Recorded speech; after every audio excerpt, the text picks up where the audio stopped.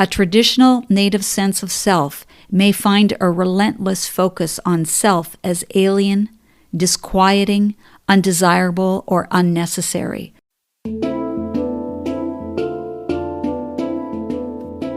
Welcome to NVC Life.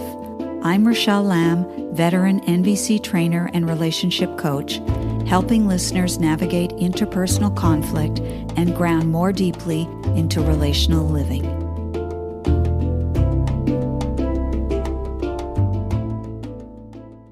Greetings, fellow humans. This past weekend, September 30th, marked the Day of Truth and Reconciliation here in Canada where I live, though it should be noted that my passport, even though it says I live in Canada, I live in the unceded traditional territories of the Lekwungen peoples and the Songhees, Esquimalt, and Husainich First Nations.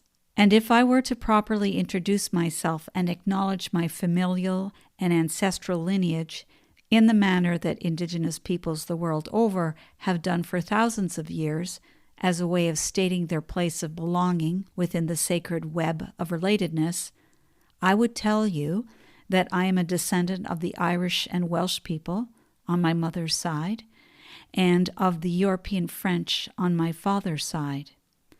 And if I were to speak of my matrilineal lineage, in order to recognize that the ovum that eventually became me and was already fully developed in my mother's infant body when she was curled up within her own mother's womb before being birthed, I'd probably tell you that since my Irish grandmother's name was O'Mahony, which derives from the Gaelic O'Mahuna, meaning bear, that I am a descendant of the Bear Clan. What this might possibly mean beyond that is a mystery to me.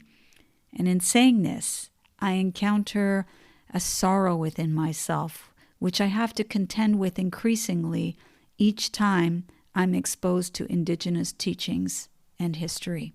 It's common practice for Indigenous people, at least where I live, when introducing themselves to state their name, then name their parents, grandparents, ancestors, and lands. This is a marked contrast from most non-Indigenous people who typically introduce themselves by stating their name, and depending on the context, they might add something about their achievements and/or what they're seeking.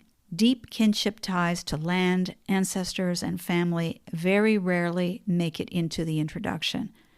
I suspect it's because of how much importance we non-Indigenous people place on being self-defined. More on that later. Back to September 30th, which also, by the way, was my 66th birthday. And however strange this might sound, I look back at how many episodes I've produced since I launched this podcast in July of 2022, and it so happens that this is the 66th episode. So how serendipitous is that? For me, at least, the confluence of the Day of Truth and Reconciliation with my 66th birthday and this 66th episode is a pretty big deal. And for anyone who's listened to some of my earlier episodes, you'll know that I keep making a case for examining the ways in which we have become masters of separation and disconnection. And instead of continuing to perpetuate the disease of separation, I hope people will feel compelled to begin the hard work of becoming relational, and not just with each other, but with all of life. In the early years of meeting Marshall Rosenberg, I gifted him with a best-selling book titled Returning to the Teachings, Exploring Aboriginal Justice by Canadian author Rupert Ross. Marshall later let me know that he deeply appreciated reading it. And I thought it would be timely to share an excerpt from another of Ross's books titled Indigenous Healing, Exploring Traditional Paths. Retired assistant Crown Attorney for Kenora, Ontario, Rupert Ross served as criminal prosecutor for fly-in First Nation communities in northwestern Ontario for 26 years. He's an expert in the study and practice of restorative justice. Ross has worked with Canada's Aboriginal Justice Directorate of the Federal Department of Justice, where he traveled the country exploring the Indigenous insistence that justice should center upon healing relationships. He has assisted the First Nations and Inuit Health Branch of Health Canada with the Truth and Reconciliation Commission and the National Native Alcohol and Drug Addiction Program, investigating Indigenous approaches to individual, family, and community healing. In the process, he gained a deeper understanding of the intergenerational impact of colonization with special reference to the residential school system. And now here from his book, The Definition of a Healthy Person. Following that from the spiritual connection with all aspects of creation, human beings are recognized as fundamentally the sum of all their relationships within creation, whether with other people, birds, animals, trees, rocks, or rivers. A healthy person is thus someone who understands that he is a nested component of that complex web of interconnections, who acknowledges fundamental dependence upon them, who is aware that he has been given significant responsibilities within those responsibilities, and who is determined to fulfill them as best he can. His self-interest is perhaps better understood as his other or all interest. That vision is deeply embedded in Aboriginal languages, practices, ceremonies, and psyches. Western therapies promoting individual self-definition, self-assertion, and self-promotion will feel improper to Aboriginal people and may be met with pronounced resistance. Carol Hopkins spoke to that issue at one of the National Native Alcohol and Drug Abuse Program's renewal forums, stressing that in Aboriginal understandings of healing, the client is the individual plus his or her family and community. She also identified a treatment goal as seeking reconnection to family and others. In the same vein, the director of Treatment Facility for Solvent-Sniffing Aboriginal Youth, Deborah Dell, explained that their wishes for a life post-treatment revolve around connection with family, with other people, and the land. I contrast this with how Judith Herman sees the goal of Western therapy. And this particular quote is from Herman's book, Trauma and Recovery. The community activists Evan Stark and Anne Flitcraft state as their therapeutic goal with battered women the restoration of autonomy and empowerment. They define autonomy as a sense of separateness, flexibility, and self-possession sufficient to define one's self-interest and make significant choices, while empowerment is the convergence of mutual support with individual autonomy. Ross goes on, in my view, Aboriginal healers would not support a sense of separateness sufficient to define one's self-interest as a successful healing outcome. In fact, the opposite is more likely. Recall that I mentioned the contrasting hierarchies within creation, where the Western hierarchy puts humans at the top in place to rule everything else, while the Aboriginal hierarchy puts them at the bottom as the most dependent creature in creation.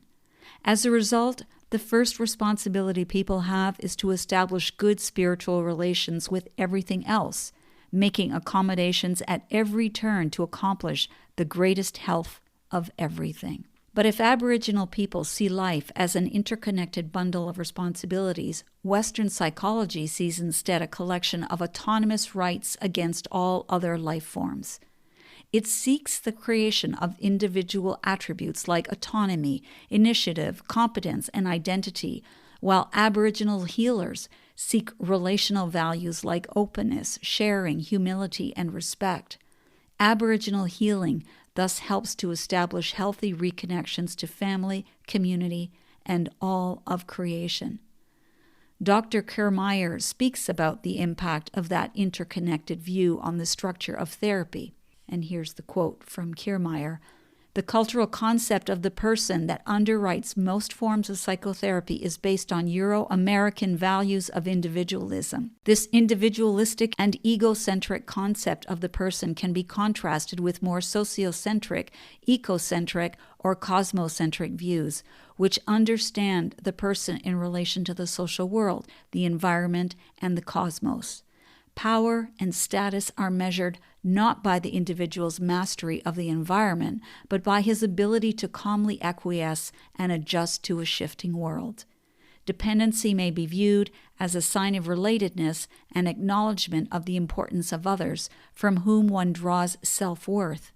The value of the person lies not in his uniqueness or separateness, but in his relatedness to a larger social entity. Ross continues, Western and Aboriginal therapies thus have different, if not contradictory, goals. That may explain why Western therapies are often met with pronounced resistance, and he means within the Indigenous community. I think it's worth repeating how Joe Couture articulated that difference. A traditional Native sense of self may find a relentless focus on self as alien, disquieting, undesirable, or unnecessary. Rather, a general Aboriginal self is one of an embedded, enfolded, sociocentric self. Native mind is therefore a mind in relational activity, a mind in community. And Ross finishes with, in my view, it is only natural to expect that a different definition of a healthy person will require different healing approaches built upon different kinds of teachings. I think that excerpt pretty much speaks for itself. I'm hoping that you notice the enormous difference between being embedded within a larger community as opposed to being primarily concerned with being able to define oneself apart from others.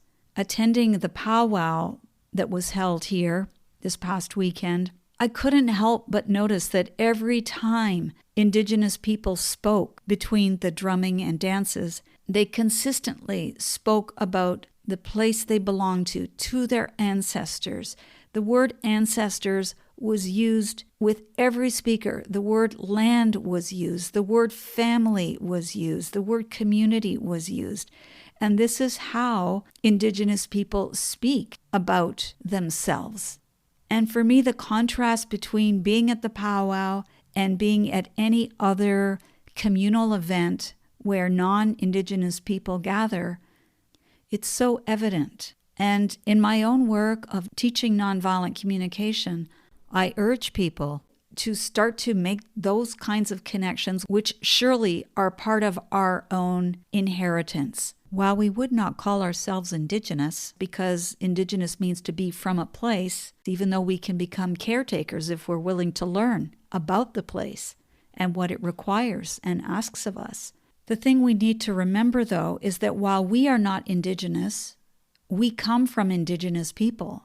We come from people who did belong to a place, and so we would carry inside of us, hopefully, some form of memory.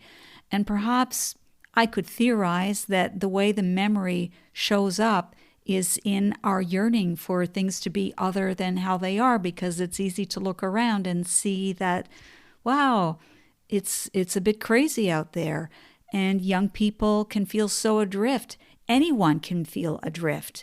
Elders or older people feel adrift because we've lost that sense of continuum, which establishes itself by virtue of being connected, by having generations and traditions connected to each other. So we've lost that. And instead of pretending that that's not the case and that we have answers or that we have psychology to help us, sure, that's there.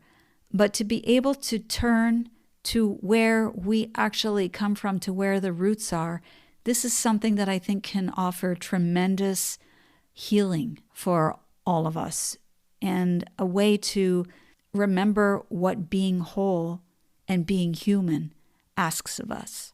There is, of course, so much more to say on this subject, to reflect on, but I will finish with this quote from Chief Seattle, one I'm sure that listeners have heard before.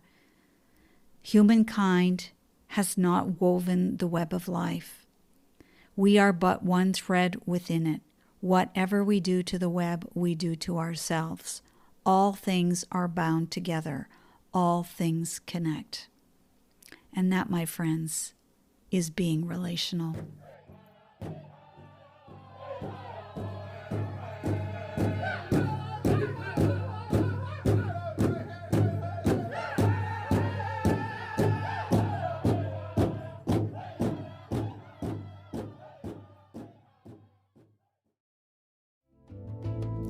Thank you for tuning into NVC Life. For future episodes, be sure to subscribe on iTunes, Spotify, or YouTube. For free resources or to book a private session with me, head over to RachelleLamb.com. Until the next time, stay sane, grateful, and generous.